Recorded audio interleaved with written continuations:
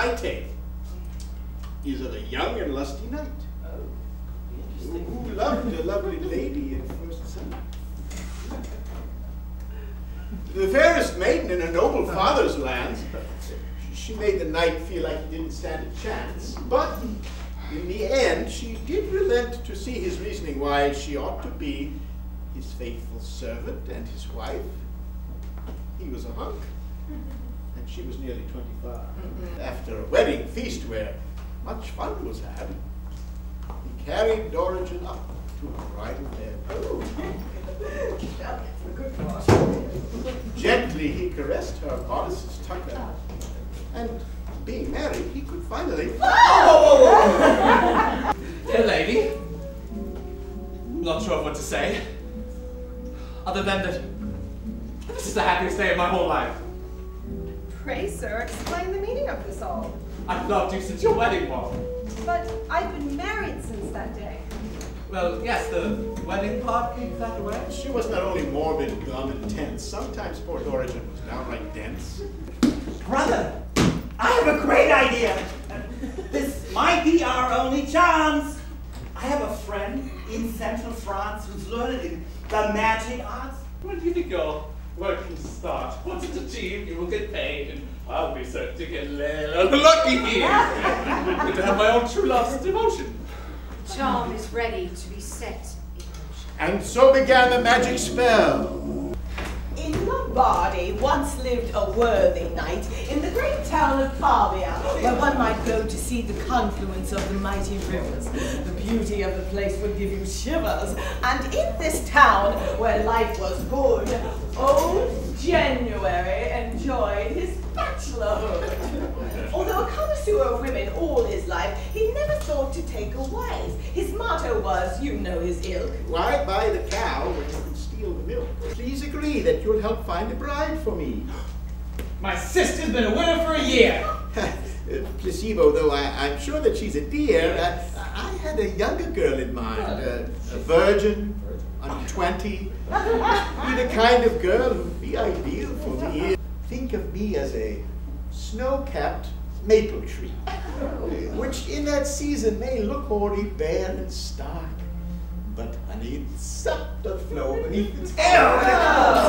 And January found, what an inspiring auspice, his May at a party for the summer solstice.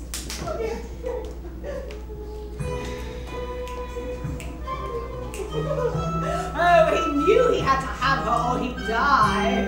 The happy couple were married in July. Oh, May, I know not what to do. My life is dark and empty without you. I love you madly, but you don't know it. Sir Damien was not a poet, but he was desperately in love with May. Their Eden was a din of bliss and amity. But in September, joy capitulated into calamity.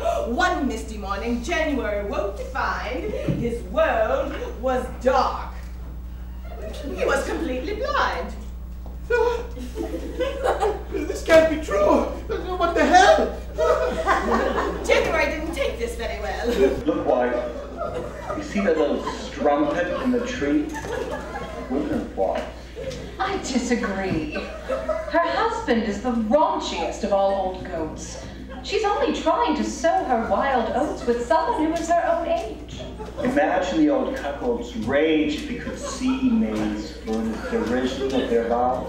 I think it will restore his vision. A century ago, in France, lived an old broad on a small farm with her 2 daughters, who were armed.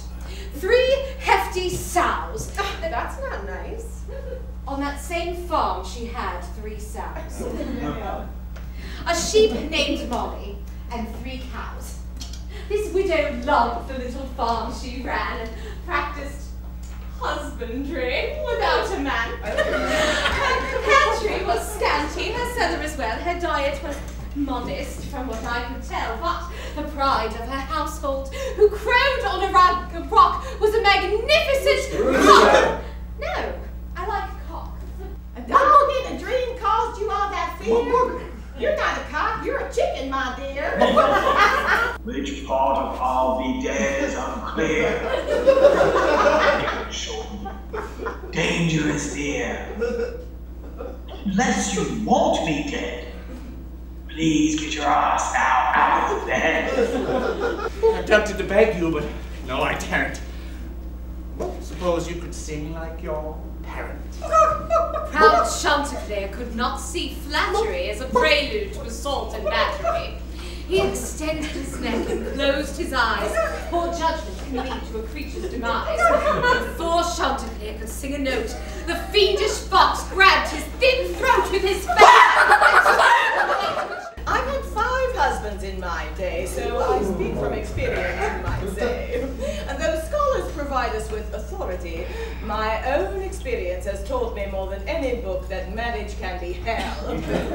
It took me most of my life, if truth be told, because the first time I was 12 years old. At the funeral, as Jenkins helped carry the bier, I ogled the boy's chiseled face and rear. I would give my soul to have him in my bed. Within the next month, we were to be wed. Any woman is the source of a man's woe. Socrates' wife, Xantippe, I read, emptied a piss pot on her husband's head, and Clytemnestra, in a wrath, killed her defenseless husband in his bath. But he had sacrificed their daughter! And that justifies more senseless slaughter? The 12 apostles practiced chastity for years. The 12 apostles were probably a bunch of quite holy men who had committed themselves to spreading God's truth, which left little time for enjoyment in their youth. Virginity is an ideal, but just the chosen few can make it real. You, sister, are a holy vessel made of gold. I'm a pewter cup. And if I may be so bold to say that while you'd be much admired, you see, my master gets daily enjoyment out of me. There once lived a wealthy carpenter in Oxford who, taken in a renter, a poor student, who majored in arts but had more interest in astrological charts. He had a penchant for predicting rain and also knew how to entertain folks by singing and playing on his harp. This clerk, named Nicholas, was pretty sharp, but his favorite pastime, if he had his druthers, was secret coitus with the wives of others. Well, some nights he'd serenade his love, who, from the window far above, became a witness to his woe, without encouraging this love-struck bell. He told me last night his heart was lost and drowned my life. The wind is sighing through the trees. It's cold as joy with warlord sleeves. I'll cast your hand to the light. I'll shut me off to love the dinner net. The sweet loveliness makes me weep. Shut the fuck up and try to sleep. She did not care for long-distance flirtation. They say it's all about location. And Nicholas clearly had the upper hand. Let's see what he had planned to do so the two lovers might enjoy each other's company all night. One Sunday, John had just returned from out of town.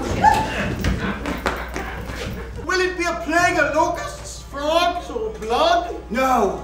Worse, dear John. It'll be another flood. But this one will be twice as bad as the one Noah and his family had to weather. For within a single hour, rain will pour with such great power, no one is expected to survive. No one? Well, except maybe you and I, your young wife.